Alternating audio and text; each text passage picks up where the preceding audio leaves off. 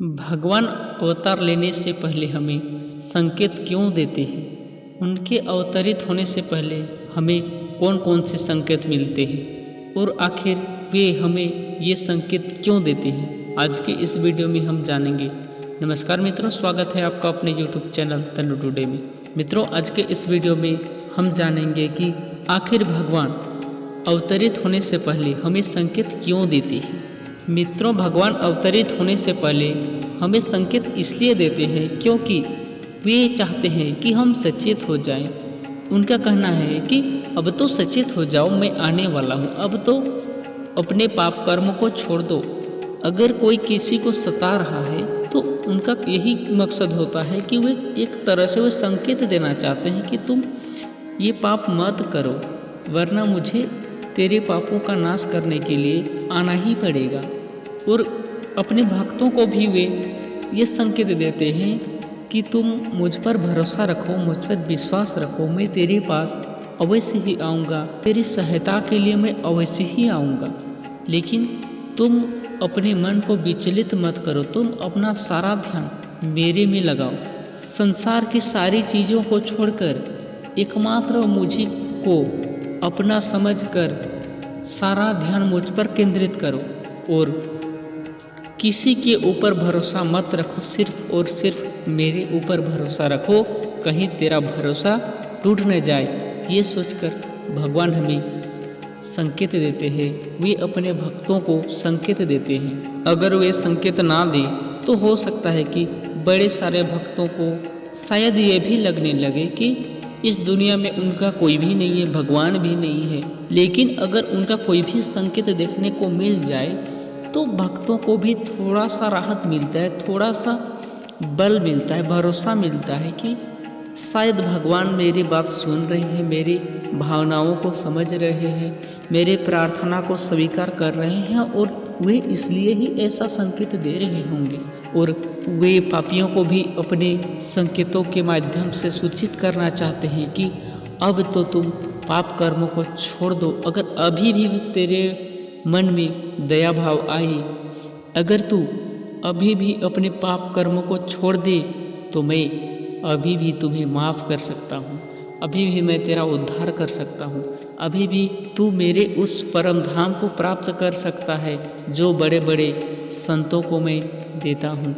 इसीलिए वे अपने संकेतों के माध्यम से हम सभी को, ये नहीं कि सिर्फ भक्तों को ही संकेत मिलता है, नहीं, वे भक्तों एवं पापियों जो दुराचारी होते हैं, जो किसी को सता रहे होते हैं, उनको भी सूचित करते हैं कि देखो, बाद में मुझे दोष मत देना।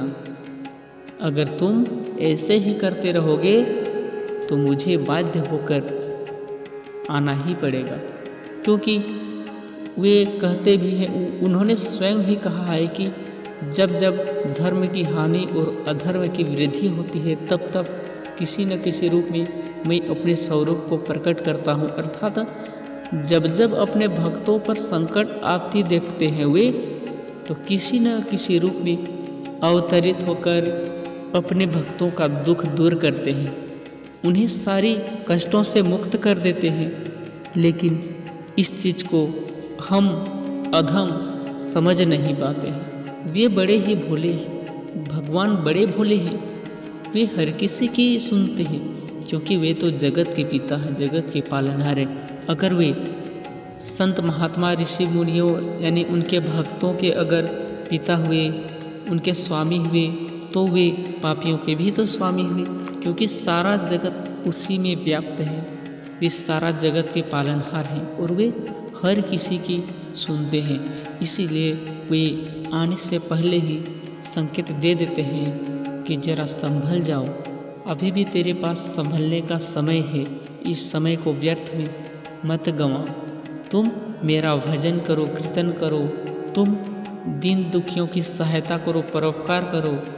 लेकिन हम समझ नहीं पाते हैं और उनके संकेत क्या क्या होते हैं। जैसे बड़े सारे पुराणों में लिखा हुआ है कि उनके आने के पहले क्या क्या संकेत मिल सकते। हमारे पुराने ग्रंथों में लिखा हुआ है कि जब भगवान अवतरित होते हैं तो उस समय संसार की स्थिति क्या होती है, मनुष्यों की स्थिति क्या होती है, मनुष्य के आचरण किस प्रकार के होते हैं, उस समय पृथ्वी पर क्या क्या घटनाएं घटित हो सकती हैं इत्यादि बड़े सारे संकेत हमें देखने को मिलते हैं।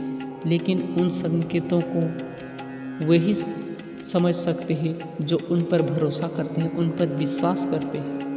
जो उन पर विश्वास नहीं करते हैं वे उनके संकेतों को नहीं समझ पाते। महाभारत में भी व्यासदेव जी ने कलियुग के अंत में होने वाले संकेतों को विस्तार से बताया। उन्होंने कल की अवतार होने से पहले क्या संकेत मिलेंगे इस चीज़ को बड़े विस्तार से बताया है। इतना ही नहीं, बड़े सारे ग्रंथों में भगवान के अवतरित होने के पहले जो भी संकेत मिलते हैं उनको बड़े विस्तार से बताया है। जैसे जो हमारे धार्मिक स्थल हैं, जैसे हमारे चारों धाम हैं, उसमें से कुछ न कुछ घटनाएं घटेंगी, इनका भी जिक्र मिलता है। जैसे लोगों में जो सहिष्णुता की जो भावना है वो खत्म हो जाएगी।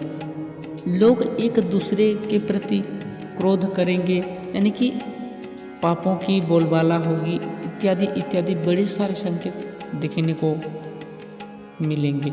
इसका वर्णन हमारे पुराणों में मिलता है।